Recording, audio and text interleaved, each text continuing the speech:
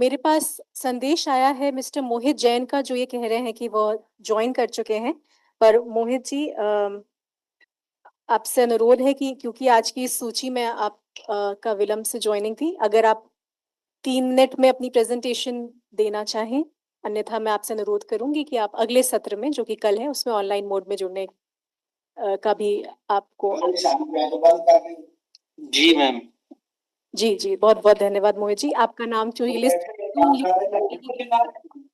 जी जी, thank you very much. I can, you want to present today और tomorrow? Yes ma'am, today. Today. So, okay, so you have 5 minutes to go.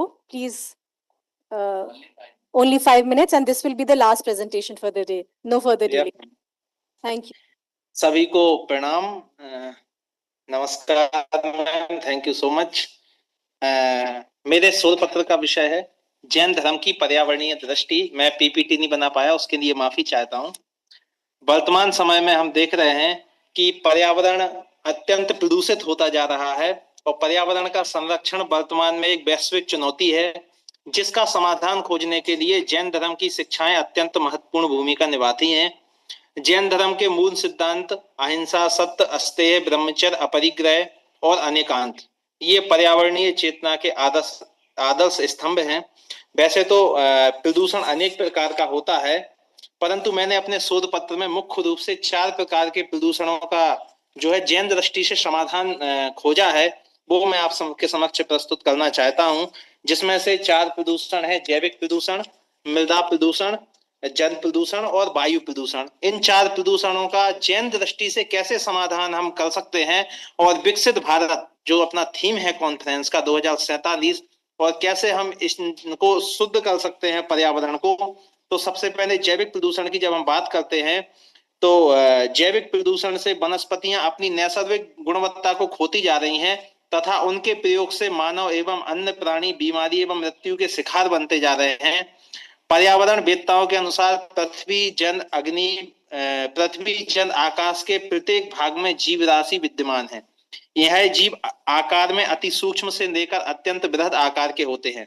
Jain दर्शन के अनुसार संपूर्ण लोकाकाश, जो हम पूरा देखते हैं लोक, यह जीवों से भरा हुआ है और इसके असंख्यात भाग से लेकर के संपूर्ण लोकाकाश में जीवों का स्थान है।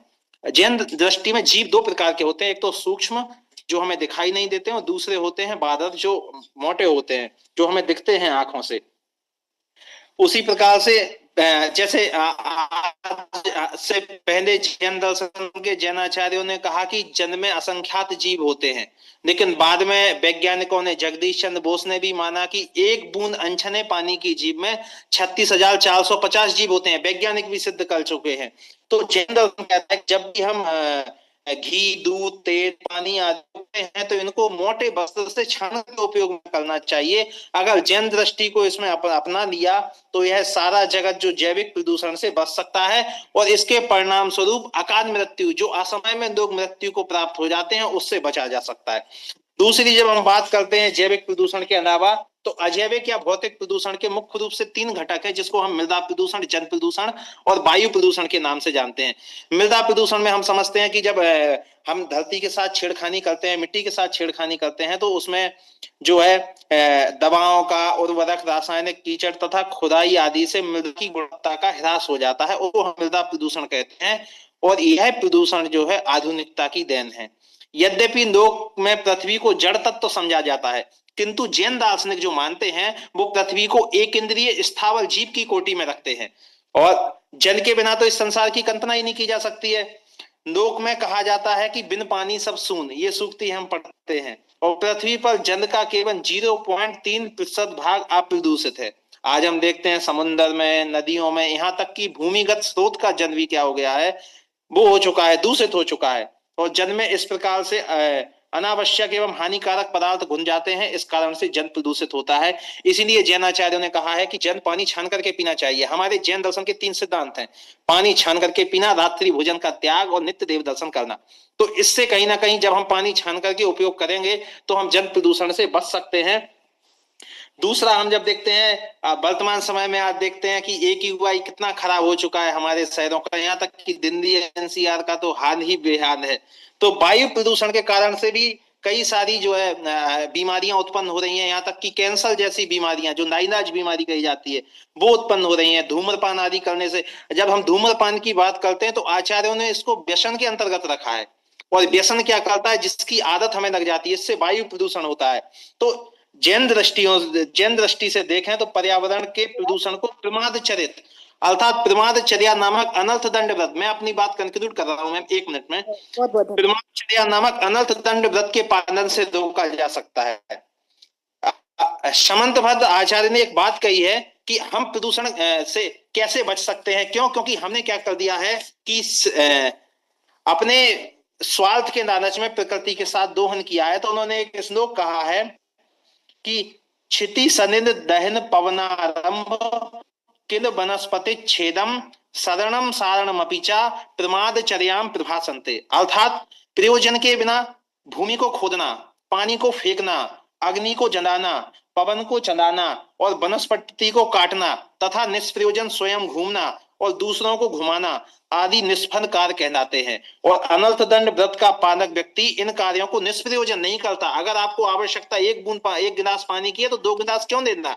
तो इससे हम प्रदूषण जैन सिद्धांतों का पर्यावरण की दृष्टि से पालन करते हुए हम यह समझ सकते हैं कि निष्प्रयोजन पापों के त्याग से और कुछ नियमों का पालन करें तो इस पर्यावरण प्रदूषण रूपी विभीष का संसार से पलायन निकल जाएगी तथा मानव प्रकृति में पुनः संतुलन कायम हो जाएगा और हम 2047 तक विकसित भारत बना पाएंगे।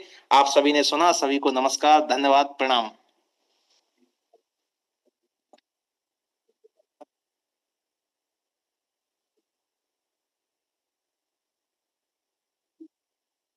किसी का कोई जिज्ञासा हो तो आप रख सकते हैं। बहुत बहुत धन्यवाद मोहित जी। हम जिज्ञासाओं के लिए अलग से मंच रखने का प्रयास करेंगे, हमारे पास अन्य साधन हैं, बट फिलहाल हम अपने सत्र के प्रस्तुतियों के समापन की ओर उन्मुख हो चुके हैं।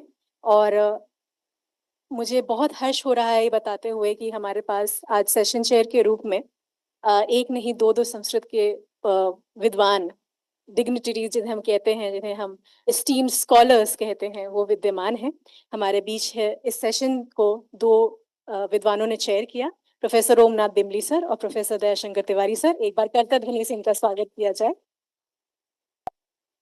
प्रोफेसर मोहित जैन ने जैन धर्म की पर्यावरणीय दृष्टि से कैसे इसको जो है हमारी भारतीय ज्ञान परंपरा को, जो कि हमारे लिए आज जैविक प्रदूषण को कैसे बचाया जा सकता है, मृदा प्रदूषण को, जल प्रदूषण को, वायु प्रदूषण को इससे बचाया जा सकता है, इस प्रकार से सभी जो भी प्रस्तुत करने वाले प्रस्तोता, शोधार्थी और शिक्षक जो भी हैं उनको मैं धन्यवाद देता हूं। और